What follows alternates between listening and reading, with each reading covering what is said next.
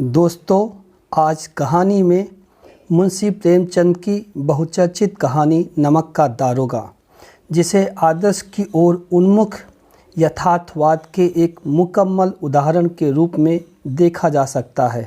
यह धन के ऊपर धर्म के जीत की कहानी है। ईमानदार व्यक्ति के अभिमन्यु के समान निहत्थे और अकेले पड़ते जाने की यथार्थ तस्वीर इस कहानी की बहुत बड़ी खूबी है। तो आइए हम ये कहानी सुनते हैं। जब नमक का नया विभाग बना और ईश्वर प्रदत्त वस्तु के व्यवहार करने का निषेध हो गया, तो लोग चोरी छिपे इसका व्यापार करने लगे।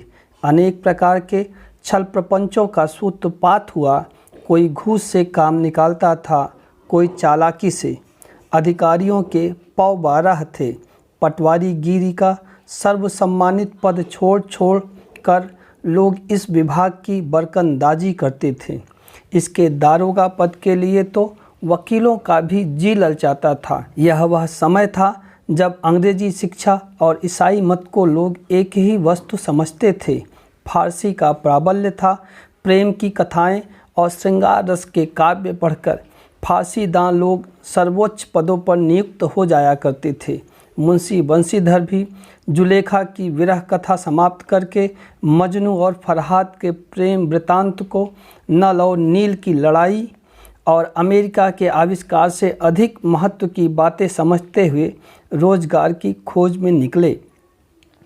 उनके पिता एक अनुभवी पुरुष थे। समझाने लगे, बेटा, घर की दुर्दशा देख रहे हो, ऋण के बोझ से दबे हुए हैं। लड़कियां हैं, वह घास फूस की तरह बढ़ती चली जाती हैं। मैं कगारे पर का वृक्ष हो रहा हूँ, ना मालूम कब गिर पड़ूँ।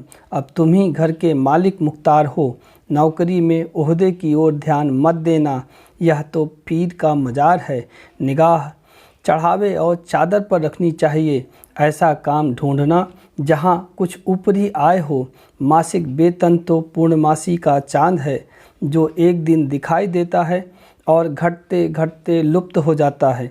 ऊपरी आय बहता हुआ स्रोत है, जिससे सदैव प्यास बुझती है। वेतन मनुष्य देता है, इसी से उसमें वृद्धि नहीं होती। ऊपरी आमदनी ईश्वर देता है, इसी से उसकी बरकत होती है। तुम स्वयं विद्वान हो, तुम्हें क्या समझाऊं? इस विषय में विवेक की बड़ी आवश्यकता है। मनुष्य को देखो, उसकी आवश्यकता को देखो और अवसर को देखो। उसके उपरांत जो उचित समझो करो। गरज वाले आदमी के साथ कठोरता करने में लाभ ही लाभ है, लेकिन बेगरज को दांव पर पाना जरा कठिन है।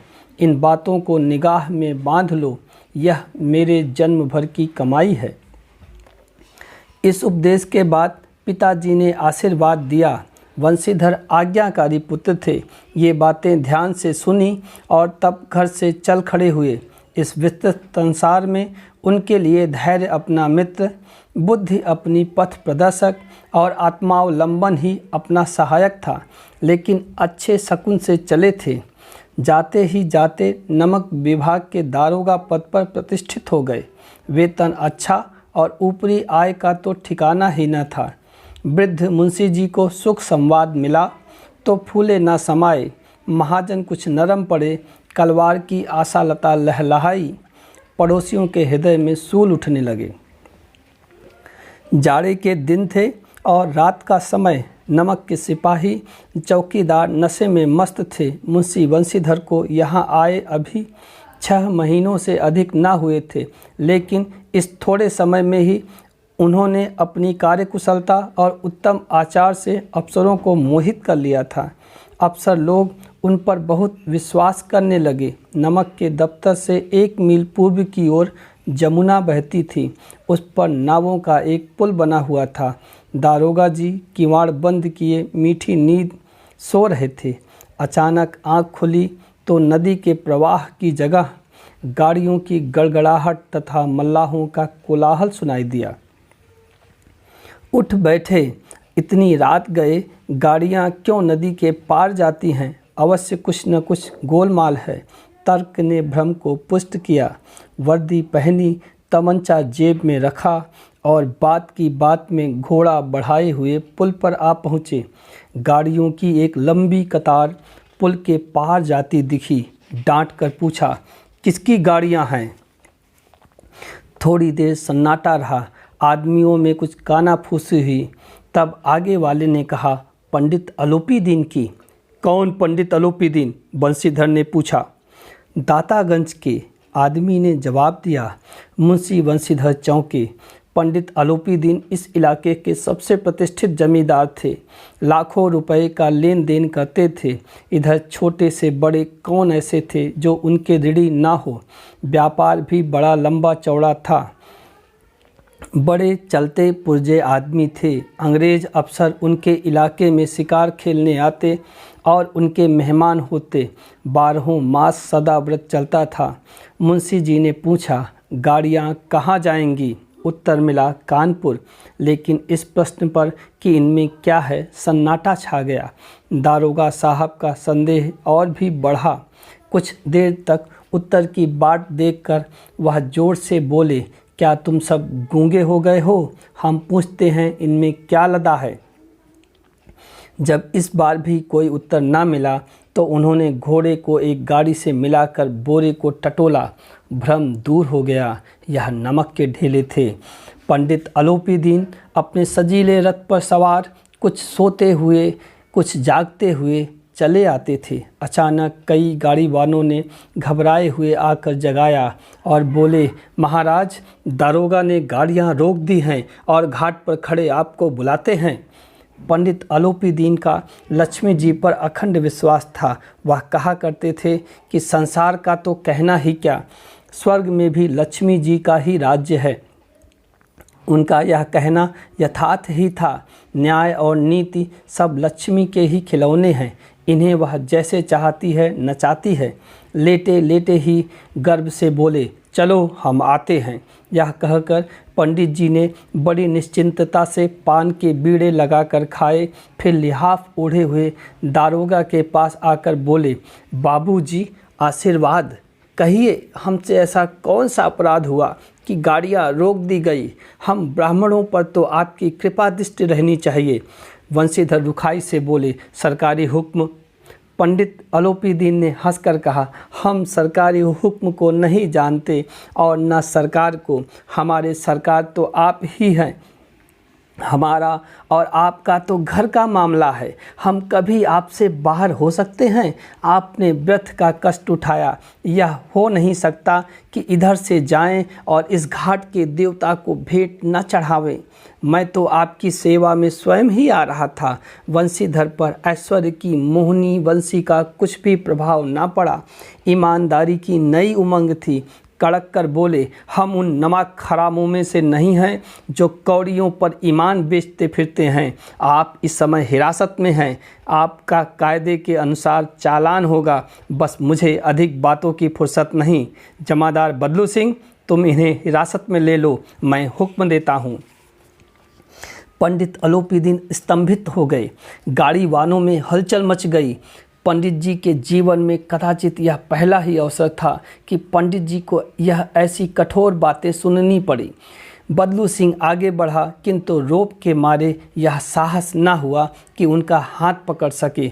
पंडित जी ने धर्म को धन का ऐसा निरादर करते कभी न देखा था। विचार किया, यह अभी उद्दंड लड़का है, माया मोह के जाल में अभी नहीं पड़ा, अल्हड़ है, झिझकता है। बहुत दीन भाव से बोले, बाबू साहब ऐसा ना कीजिए, हम मिट जाएंगे, इज्जत धूल में मिल जाएगी। हमारा अपमान करने से आपके हाथ क्या आएगा? हम किसी तरह आपसे बाहर थोड़े ही हैं। वंशीधर ने कठोर स्वर में कहा, हम ऐसी बातें नहीं सुनना चाहते। अलोपीदीन ने जिस सहारे को चट्टान समझ रखा था वह पैरों के नीचे से खिसकता हुआ मालूम हुआ। स्वाभिमान और धन ऐश्वर्य को कड़ी चोट लगी, किंतु अभी तक धन की सांख्यिकी शक्ति पर पूरा भरोसा था। अपने मुख्तार से बोले, लाला जी 1000 के नोट बाबू साहब को भेंट करो, आप इस समय भूखे सिंह हो रहे हैं। वंशीधर ने गर्म होकर कहा, 1000 नहीं, 1 लाख भी मुझे सच्चे मार्ग से नहीं हटा सकते। धर्म की इस बुद्धिहीन दृढ़ता और देव दुर्लभ त्याग पर मन बहुत झुंझलाया। अब दोनों शक्तियों में संग्राम होने लगा। धन ने उछल उछल कर आक्रमण करने शुरू किए। 1 से 5, 5 से 10, 10 से 15 और 15 से 20 हजार तक नौबत पहुंची। किंतु धर्म अलौकिक वीरता के साथ इस बहुसंख्यक सेना के सम्मुख अकेला पर्वत की भांति अटल अविचलित खड़ा था। अलोपी दीन निराश होकर बोले, अब इससे अधिक मेरा साहस नहीं, आगे आपको अधिकार है। वंशीधर ने अपने जमादार को ललकारा। बदलू सिंह मन में दारोगा जी को गालियां देता हुआ पंडित अलोपी दीन की ओर बढ़ा। पंडित घबरा कर 2-3 कदम पीछे हट गए।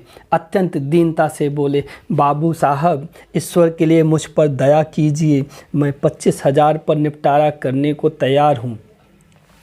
असंभव बात है, वंशीधर ने कहा। 30,000 पर? अलोपी दीन गिड़गिड़ाए। किसी भी तरह संभव नहीं, वंशीधर ने कहा।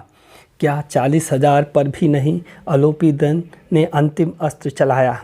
40,000 नहीं, 40 लाख पर भी असंभव है। बदलू सिंह, इस आदमी को अभी हिरासत में ले लो, अब मैं एक शब्द भी नहीं सुनना चाहता।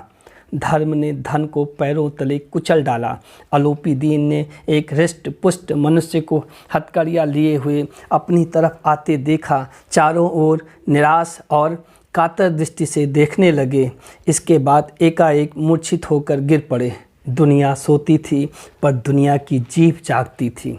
सवेरे देखिए तो बालक वृद्ध सबके मुंह से यही बात सुनाई देती थी। जिसे देखिए वही पंडित जी के इस व्यवहार पर टीका टिप्पणी कर रहा था। निंदा की बौछारें हो रही थी, मानो संसार से अब पापी का पाप कट गया।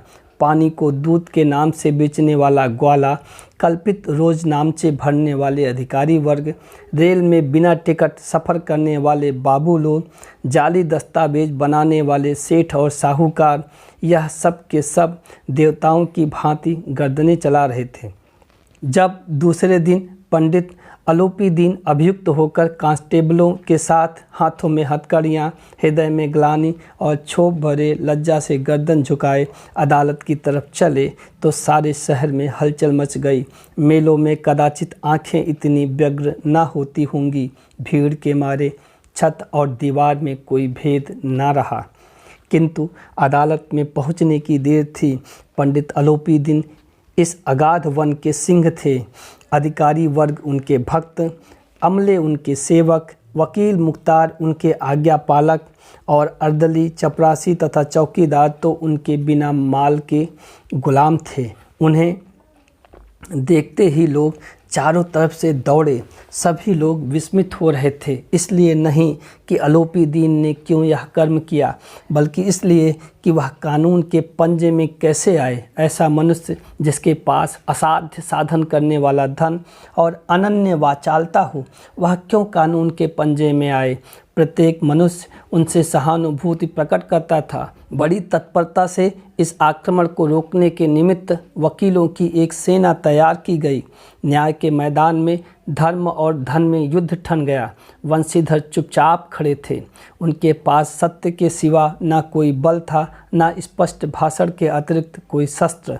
गवाह थे किंतु लोभ से डांवाडोल। यहाँ तक कि मुंशी जी को न्याय भी अपनी ओर से कुछ खिंचा हुआ दिख पड़ता था। वह न्याय का दरबार था, परंतु उसके कर्मचारियों पर पक्षपात का नशा छाया हुआ था। किंतु पक्षपात और न्याय का क्या मेल। जहाँ पक्षपात हो वहाँ न्याय की कल्पना भी नहीं की जा सकती। मुकदमा शीघ्र ही समाप्त हो गया। डिप्टी मजिस्ट्रेट ने अपनी तजवीज़ में लिखा, पंडित अलोपी दीन के विरुद्ध दिए गए प्रमाण निर्मूल और भ्रमात्मक हैं। वह एक बड़े भारी आदमी हैं। यह बात कल्पना के बाहर है कि उन्होंने थोड़े लाभ के लिए ऐसा दुस्साहस किया हो। यद्यपि नमक के दारोगा मुंशी वंशीधर का अधिक दोष नहीं है, लेकिन यह बड़े खेद की बात है कि उसकी उद्दंडता और विचारहीनता के कारण एक भले मानुष को कष्ट झेलना पड़ा। हम प्रसन्न हैं कि वह अपने काम से सजग और सचेत रहता है, किंतु नमक से मुकदमे की बढ़ी हुई नमक हलाली ने उसके विवेक और बुद्धि को भ्रष्ट कर दिया। भविष्य में उसे होशियार रहना चाहिए। वकीलों ने यह फैसला सुना और उछल पड़े। पंडित अलोपी दीन मुस्कुराते हुए बाहर निकले। स्वजन बांधवों ने रुपयों की लूट की। उदारता का सागर उमड़ पड़ा। उसकी लहरों ने अदालत की नींव तक हिला दी। जब वंशीधर बाहर निकले तो चारों ओर से उनके ऊपर व्यंग बाणों की वर्षा होने लगी। चपरासियों ने झुक झुक कर सलाम किए, किंतु इस समय एक एक कटु वाक्य, एक एक संकेत उनकी गर्वाग्नि को प्रज्वलित कर रहा था। कदाचित इस मुकदमे में सफल होकर वह इस तरह अकड़ते हुए न चलते। आज उन्हें संसार का एक खेदजनक विचित्र अनुभव हुआ। न्याय और विद्वता, लंबी चौड़ी उपाधियाँ, बड़ी बड़ी दाढ़ियाँ और ढीले चोंगे एक भी सच्चे और आदर के पात्र नहीं हैं। वंशीधर ने धन से बैर मोल लिया था। उसका मूल्य चुकाना अनिवार्य था। कठिनता से एक सप्ताह बीता होगा कि मुअत्तली का परवाना आ पहुंचा। कार्यपरायणता का दंड मिला। बेचारे भग्न हृदय शोक और खेद से व्यथित घर को चले। बूढ़े मुंशी जी तो पहले ही से कुड़बुड़ा रहे थे। चलते चलते इस लड़के को समझाया था, लेकिन इसने एक न सुनी। सब मनमानी करता है। हम तो कलवार और कसाई के तगादे सहें, बुढ़ापे में भगत बनकर बैठे और वहाँ बस वही सूखी तनख्वाह। हमने भी तो नौकरी की है और कोई ओहदेदार नहीं थे, लेकिन काम किया, दिल खोल कर किया और आप ईमानदार बनने चले हैं। घर में चाहे अंधेरा हो, मस्जिद में अवश्य दिया जलाएंगे। खेद ऐसी समझ पर पढ़ना लिखना सब अकारथ गया। इसके थोड़ी ही दिनों बाद जब मुंशी वंशीधर इस दुरावस्था में घर पहुँचे, बूढ़े पिताजी ने समाचार सुना तो सिर पीट लिया। बोले, जी चाहता है कि तुम्हारा और अपना सिर फोड़ लूं। बहुत देर तक पछता पछता कर हाथ मलते रहे। क्रोध में कुछ कठोर बातें भी कही और यदि वंशीधर वहां से टल ना जाते तो अवश्य ही यह क्रोध विकट रूप धारण करता। वृद्धा माता को भी दुख हुआ। जगन्नाथ और रामेश्वर यात्रा की कामनाएं मिट्टी में मिल गई। पत्नी ने तो कई दिनों तक सीधे मुंह से बात भी नहीं की। इसी प्रकार एक सप्ताह बीत गया। संध्या का समय था। बूढ़े मुंशी जी बैठे राम नाम की माला जप रहे थे। इसी समय उनके द्वार पर सजा हुआ रथ आकर रुका। हरे और गुलाबी पर्दे, पछाइए बैलों की जोड़ी, उनकी गर्दनों में नीले धागे, सींगे पीतल से जड़ी हुई, कई नौकर लाठियां कंधों पर रखे साथ थे। मुंशी जी अगवानी को दौड़े। देखा तो पंडित अलोपी दीन हैं। झुककर दंडवत की और लल्लो चप्पो की बातें करने लगे। हमारा भाग्य उदय हुआ जो आपके चरण इस द्वार पर आए। आप हमारे पूज्य देवता हैं। आपको कौन सा मुंह दिखावें। मुंह में तो कालिख लगी हुई है, किंतु क्या करें, लड़का अभागा कपूत है। नहीं तो आपसे क्यों मुंह छिपाना पड़ता। ईश्वर निसंतान चाहे रखे, पर ऐसी संतान ना दे। अलोपी दीन ने कहा, नहीं भाई साहब, ऐसा ना कहिए। मुंशी जी ने चकित होकर कहा, ऐसी संतान को और क्या कहूँ। अलोपी दीन ने वात्सल्यपूर्ण स्वर में कहा, कुल तिलक और पुरुषों की कीर्ति उज्जवल करने वाले संसार में ऐसे कितने धर्मपरायण मनुष्य हैं जो धर्म पर अपना सब कुछ अर्पण कर सकें। पंडित अलोपी दीन ने वंशीधर से कहा, दारोगा जी, इसे खुशामत न समझिए। खुशामत करने के लिए मुझे इतना कष्ट उठाने की ज़रूरत न थी। उस रात को आपने अपने अधिकार बल से मुझे अपनी हिरासत में लिया था, किंतु आज मैं स्वेच्छा से आपकी हिरासत में हूँ।